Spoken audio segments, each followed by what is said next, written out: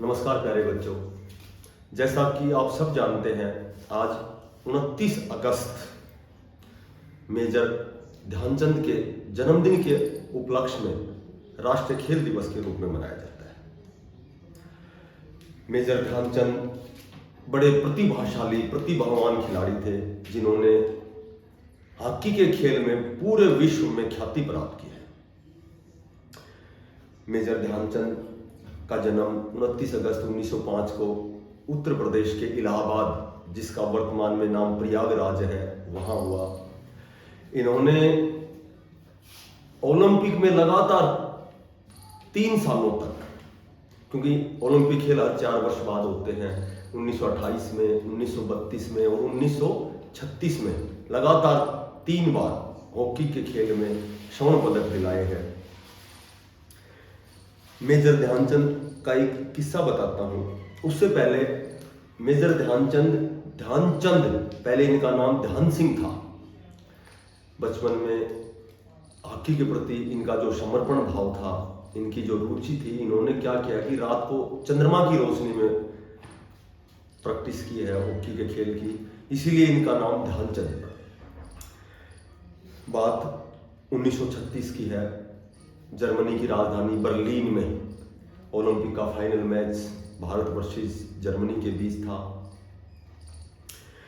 चूंकि final match 14 अगस्त को था, पर बारिश का मौसम था, इसलिए व्यवधान हुआ। फाइनल मैच पोस्टपोन होगा, स्थगित करके 15 अगस्त को कर दिया। अब हुआ क्या कि उससे 2 दिन पहले भारत अभ्यास मैच में जर्मनी से हार गया था। मेजर ध्यानचंद बड़े दुखी हुए, रात्रि में मुझे नींद भी नहीं आई। अब 14 अगस्त को जब उनका जो हॉकी का जो कोच था, उसने क्या किया कि उस समय हमारा कोई तिरंगा नहीं था, क्योंकि 1936 में भारत स्वतंत्र नहीं हुआ था। वो कांग्रेस का एक झंडा था, उसको आगे रख दिया। और उस समय कोच थे पंकज गुप्ता। उन्होंने कहा देश की इज्जत तुम्हारे हाथों में है। सभी ने उसके सामने हाथ जोड़ के यही प्रण किया कि हम अपना 100% देंगे। अब हुआ क्या, 15 अगस्त को बारिश का मौसम था, सारा मैदान गिल्ला हुआ था, लेकिन उन्होंने अदम्य साहस से खेल का प्रदर्शन किया, सराहनीय प्रदर्शन किया। क्योंकि जो जर्मनी की टीम थी उसने मिसबिहेव किया, यहाँ तक कि लड़ाई झगड़े पर भी आमदा हो गए।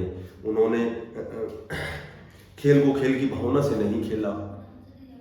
यहाँ तक कि जो मेजर ध्यानचंद थे, वो जर्मनी के गोलकीपर की हॉकी से उनके दांत टूट गए। थोड़ी देर के लिए खेल में व्यवधान पड़ा, लेकिन अति प्रतिभाशाली मेजर ध्यानचंद पुनः वापस आए ग्राउंड में और जर्मनी की भाषा में उन्होंने 3 गोल दागे और वह मैच 8-1 से जीता। उसकी इस प्रतिभा को देख करके जर्मनी के जो तानाशाह हिटलर थे, उन्होंने उन्हें जर्मनी की सदस्यता के लिए उन्हें आग्रह किया, निवेदन किया और कहा कि हम तुम्हें अपनी सेना में कर्नल के पद पर आसीन करेंगे, प्रतिष्ठित करेंगे। लेकिन हॉकी के जादूगर मेजर ध्यानचंद ने कहा कि मैं भारत का नमक खाता हूं और मैं ऐसा नहीं कर सकता। तो प्यारे बच्चों, यह राष्ट्रीय खेल दिवस मेजर ध्यानचंद की जयंती के उपलक्ष्य में मनाया जाता है।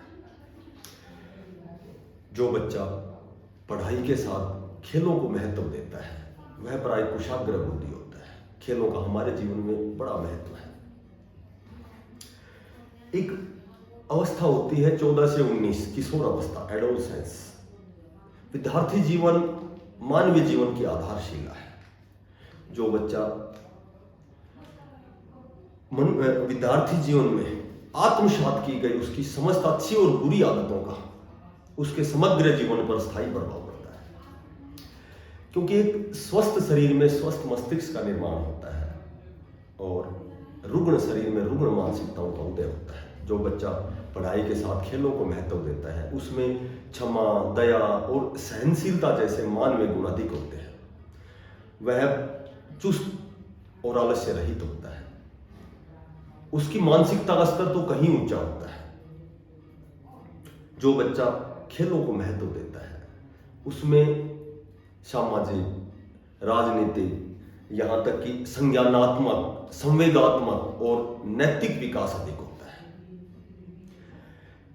कई बार जो शिक्षा हमें पाठ नहीं सिखा सकता वह खेल का मैदान सिखा देता है। खेल के मैदान में बच्चे अनुशासन सीखते हैं, बड़ों का कहना मानते हैं, भ्रातृत्व की भावना से मिलजुल कर रहना सीखते हैं।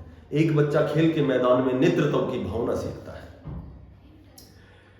यह शरीर उस ईश्वर की देन है, इसे बचाकर रखना हमारा परम कर्तव्य है। बच्चों में सर्वांगीण विकास के लिए पढ़ाई के साथ खेलों का विशेष महत्व है। बच्चा स्कूल और कॉलेजों में नाम कमाकर राष्ट्रीय और अंतर्राष्ट्रीय स्तर तक ख्याति प्राप्त करता है। जहां तक मेरा मानना है, सरकार को खेलों को प्रोत्साहन देना चाहिए ताकि नई प्रतिभाएं ऊंचे आयाम स्थापित करने के उन्हें उचित अवसर प्राप्त हो सके। सहसवार ही गिरते हैं मैदाने जंग में, सहसवार ही गिरते हैं मैदाने जंग में, वो क्या गिरे जो घुटनों के बल चले। खेलों का हमारे जीवन में बड़ा महत्व है। खेलों में हार जीत का कोई औचित्य नहीं होता। खेलों में लड़ाई झगड़े का कोई औचित्य नहीं होता। हारे हुए खिलाड़ी को जीतने के लिए पुनः प्रयास करना चाहिए। खेलों को सदैव खेलों की भावना से खेलना चाहिए। Play the game and play it well.